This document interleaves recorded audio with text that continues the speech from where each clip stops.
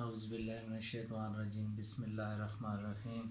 ناظرین، میرے چینل سے آپ کے لیے ایک بہت مجرب عمل برائے بخت کشائی۔ جی، یہ عمل بہت ہی اہم عمل ہے اور اس کے لیے مجھے بہت سارے دوستوں نے فون کیے ہیں اور مجھے مجبور کیا کہ آپ اس عمل کو اپنے تمام دوست بہن بھائیوں کے لیے آپ اس کو نشر کریں۔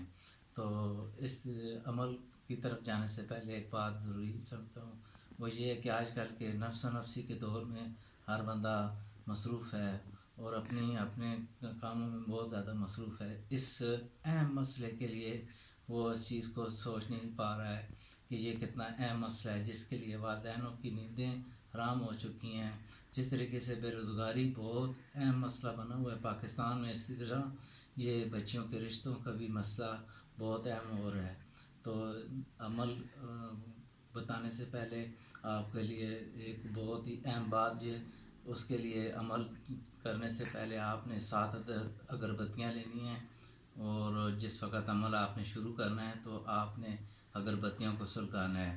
تو اس طریقے سے عمل اتوار والے دن آپ نے کرنا ہے عمل، اور یہ صبح شمس کی پہلی شمس کی ساتھ۔ ناظرین، بہت سارے لوگوں کا بعد میں فون بھی آئے گا کہ شمس کی پہلی ساتھ کو ہم کس طریقے سے ڈیفائن کریں کہ شمس کی کون سی پہلی ساتھ ہوتی ہے۔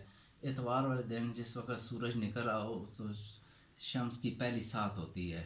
تو اس میں آپ نے کیا کرنا ہے، ایک سفید کاغذ لینا ہے اور آپ نے اس سفید کاغذ کے اوپر سورہ احزاب پارہ نمبر 21 میں، یہ سورہ احزاب ہے، آپ نے بغیر اعراب کے اس کو لکھنا ہے، اور لکھنے کے بعد آپ نے اس جو کاغذ ہے اس کو بڑے احتیاط سے ایک خالی ہانڈی میں رکھ کر، اور کوئی بندہ دیکھے نہیں ایسی جگہ رکھنا ہے جہاں پہ سورج کی روشنی نہ ہو، وہاں پہ رکھ دینا ہے۔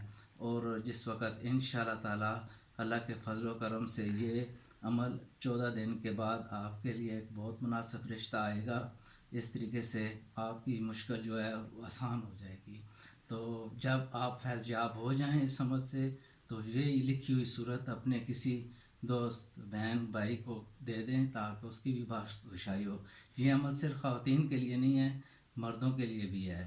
تو مرد حضرات بھی جن کا رشتہ کے لیے مسئلہ بنا ہوا ہے، رشتے آتے ہیں تو آ کر لڑکی والے کو لوگ دیکھ جاتے ہیں اور پھر دوبارہ رابطہ نہیں کرتے ہیں، تو اس کے لیے یہ آپ نے بہت ہی میرا مجرب عمل ہے، تو اس لیے آپ اس کو ضرور آزمائیں۔